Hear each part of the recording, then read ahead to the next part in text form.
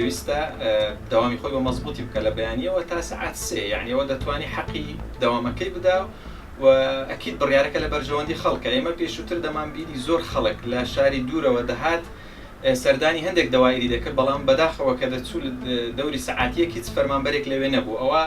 ئەوای دەکرد ئەو جوودەی هەموو بەزایع بچی. لە لایشی تریشەوە ئەو بڕیارە هەلی کاریان فورسەی عەمەل بۆ مەجموعە خەڵکێک دروست دەکە. ئێمە دەزانین پێشووتر کۆمەڵە فەرمانبەر دوو دەوامی دەکرد، دەوامی حکومی و لە دوای نیوڕانیش دەوامی لە کەرتی تایبەت یان لە هەند لە ئەگە باس لە زانکۆ بکەین لە هەندێک زانکۆی ئەهلی دەوامیان دەکرد، بەڵام ئێستا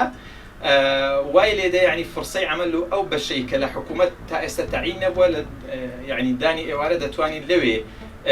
کار بکە، ئەوەش بەدڵنیاییەوە لە بەرژەوەندی خەڵکە و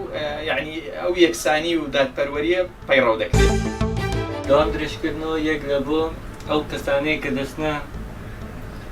دایرە و شتەکان ئیشەکانیان زۆر باش بەڕێوە دەچی و کاتێکی زۆریان هەیە دەتوانن لە سوودە کاتەکان وەربگرن بە پێی مەجال بچن شەکانیان ڕاپەڕێنن. بۆ ئەو بڕیارەی وا حکوومەت دایەتی زۆر چێکی وە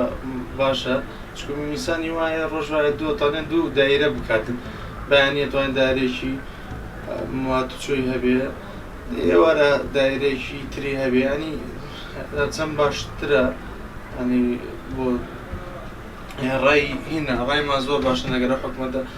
بۆ حتا سەعات 3 زۆر باشە. خەڵکی بەیانیە مەشغوڵە نەگەر دوکان و ئیش و کارە ئەتوانێ سەعات 12 یەکەوە بڕام ڕاجعی بکە دوو سەعاتی بەدەستەوە بلێنێکەوە بۆ 3.